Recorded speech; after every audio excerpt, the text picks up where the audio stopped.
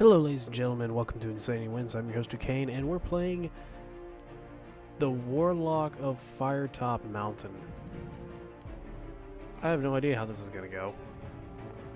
We're going to use the Warlock themed font. What the hell am I looking at? Yes, new game please. Welcome to the world of Titan, in particular the most notorious of all lands, Elanzia? Whatever. I'm Oriana, the Keeper of Souls, your guide and your game master of swords. So I kill you, okay. Many adventurers have entered Firetop Mountain over the last 30 or so years. Voracious readers have wandered the many passages, battling the monsters within and negotiating the many traps, only then to take on the might of Zagor, the Warlock. With skill, stamina, and luck, they have chosen their many paths and rolled their fate. Many of these brave young adventurers have perished in the darkness, and their souls now lie unclaimed. You appear to be the next brave soul to take on the mountain and all it contains. To do this, you will need to choose an Alanzian hero to take into the mountain. Don't get too comfortable with your choice, however, as the ways are treacherous and it's doubtful you will survive. Only by bringing the souls of the fall may you be blessed with new heroes over time, each of their own quests within Zagor's domain. What the fuck am I playing? Going. A lot of reading. You see dark, slimy walls with pools of water on the stone floor in front of you. The air is cold and dank. Hearing faint scurrying to the east, you light your lantern. This place stinks of goblins and orcs. I'm looking forward to getting my hands on my locket so I can get out of here.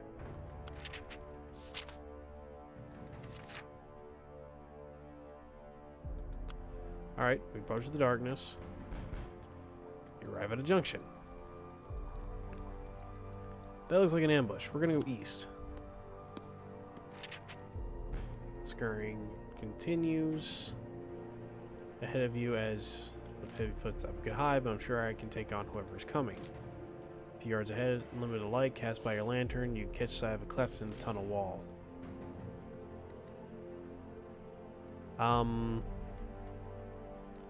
In the cliff, there's no way I'm hiding this early on in my quests. Move toward you along passageway are two ugly green screen creatures. You disturbed an orc patrol. I'm about taking down these two. I guess I have no choice. This idiot wants to fight.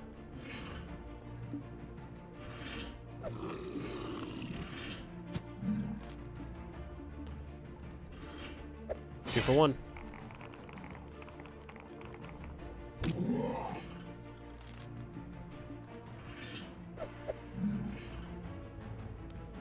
Ah, they got me pinned.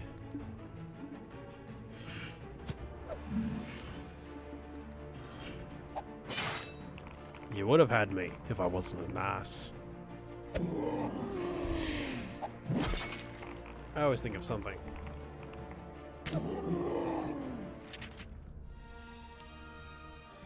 You have defeated the orcs. Alright.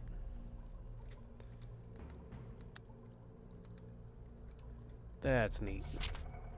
We search the orc's bodies, turns up a handful of gold, bone charm, and a half-eaten rat on a stick. Well, at least get some protein. Take the orc charm. Pocket the bone charm, try not to reach as you get close to orc's stinking corpse. Perhaps it'll be useful later. Let's keep going. Soon comes the end, saw-looking door, trying to open it. Door refused to budge. You listen to the door, hear nothing. Easily break this door down. Let's head back. We smash it in, we're going to draw unwanted attention. You don't want that. Message you took. Pick a fight with me. Coming to what is clearly a sentry post. Approach with caution. Can see another orc, this time on his own, in leather armor, asleep at the post. Needs a surprise wake-up call. Oi! You shout. Sorry. Oi! You shout, kicking the orc awake. Cripply gets up with a start, draws his weapon and snarls at you, ready to fight.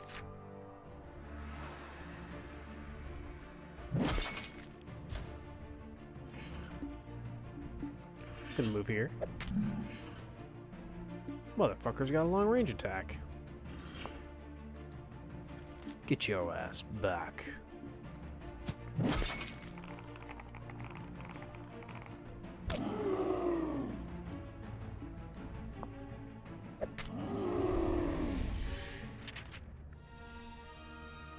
Damn it. Took damage. Passageway begins to widen until you enter a cave. However, blocking the cave's exit are two of the ugliest creatures you have ever seen. There's of dogs, but the hide is roughly and scaly. Two orc counts are getting to snarl and strain their change. These poor wretches have not been looked after well, it seems. Maybe I could put them out of their misery. Rounds with some food. Throw them some provisions. You can quickly pass between them. However, one of the orc hounds gobbles down the food more quickly than others. As you pass by a lunge, you catch your cow with one of its vicious tusks. Heard. Next time I'll just stab them.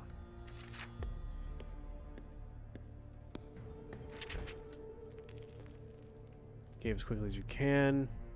Following the passageway as it turns north.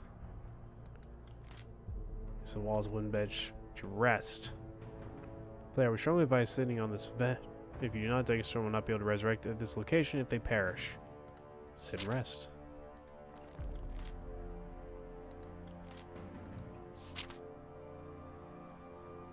Let's go north. Give it a jiggle. Oh, goody. Small room with stone floor. Open the box. Strange runes, a door, box. You know, you can see that moves every so often. Our table's a small box. Oh, shit. I opened a damn mimic.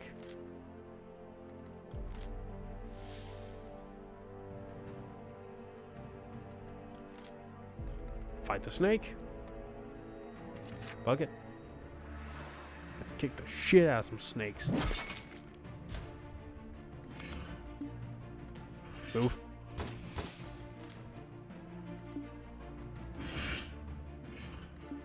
Stay away. Just right where I want you.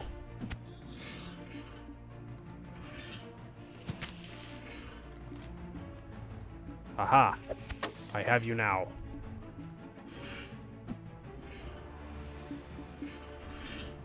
Come back here, you cur. They only attack diagonally.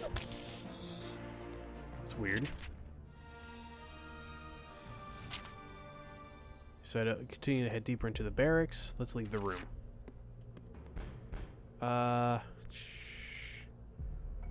Spirals eastward and splinters.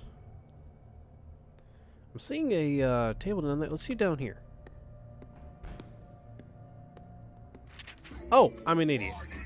Down until you find yourself in the corner of a large chamber. The architect suggests that this was originally made by dwarven hands, but has clearly been repurposed by the orcs. Appears to have been turned into some kind of training hall. Around chamber are a number of wooden posts that bear the marks of axes and their weapons. A cacophonous din echoes around the hall as green-skinned creatures in their armor either strike posts with their swords or each other with wooden cudgels. I guess this was passed for a training session among the brute shorts. Looks even unmuch so foolish as to rush in. There are two doors halfway along the north wall. The wall is another doorway. Let's head back. It's a 3-on-1 fight, possibly more. You two, on the other hand, I'm going to break your skulls. And the room is dirty and unkempt. In the center of the room is a wooden table upon which a candle burns, blah, blah, blah. Look, I'm just here to get some stuff.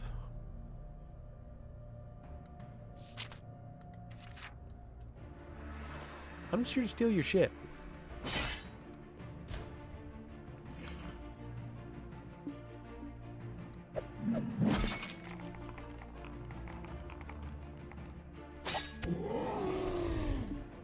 Really? You were trying? Whatever, dude. Caught you off guard. Open the box. Name Farigo di Maggio is inscribed on the brass nameplate. The box contains a small leather-bound book entitled The Making and Casting of Dragonfire. You open the pages and begin to read. Fortunately, it is written in your own language. The book is written in tiny handwriting by Sharingan, and it tells the story of his life's works, the creation of the Dragonfire spell with which to fight evil dragons. You read how, in his last years, Fargo finally perfected his spell, but by then was too old to make use of it, so he completed his book locked in chest and hidden in the depths of Firetop Mountain. Afraid that it might fall into the wrong hands. Last page reads, and so, you who now hold this book, you have my life's work in your hands. The power of destruction is yours if you wish it, but do not waste it. Unless you use the spell for the purpose for which it was intended, you shall be consumed by evil itself and die by the fire from your own hands. Remember, only when the dragon breathes its fire at you should you raise your arms and say, Ikirif, Akamirif, Irif di Magio. Tears are softly selling the pages seem to glow, and as this glow disappears, so do the words of the book. Repeat the spell to memorize it. Set up there. This seems to be a study, and I picked a fight. They emerge at the far end of the large room, as untidily kept as any you have ever entered so far. A large chair behind a solid-looking table suggests that someone or something of rank uses this room. On one side of the room is a wooden bench. To your right in the far wall of the room is the large door that clearly leads onwards into the mountain. Gonna use my keen eye, and I walked into some kinky shit, didn't I?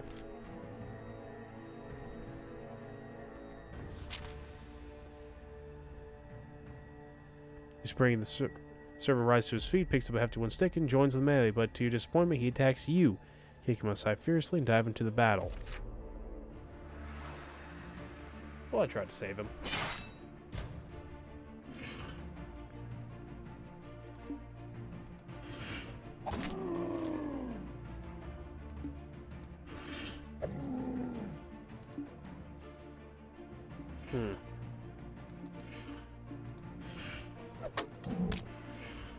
You're my problem.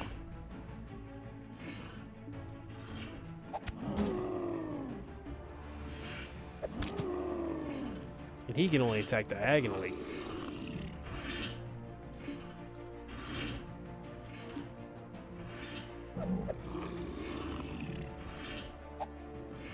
Damn, thought I had him.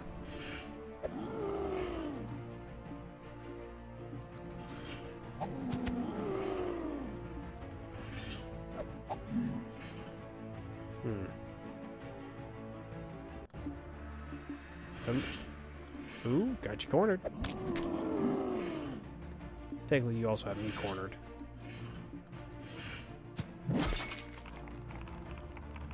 Come on, big guy. Oop, I lost the clash. What a disappointment.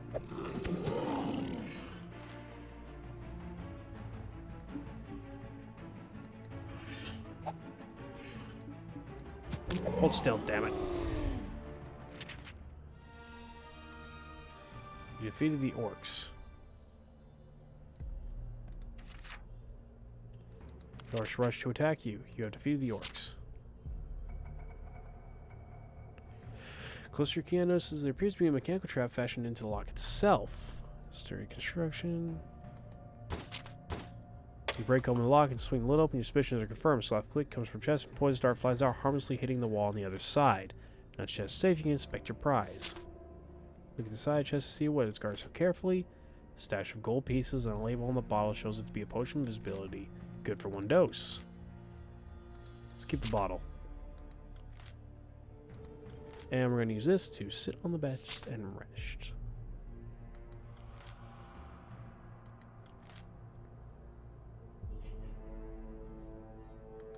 Let's head out through the north door. This guy's just really, really cocky.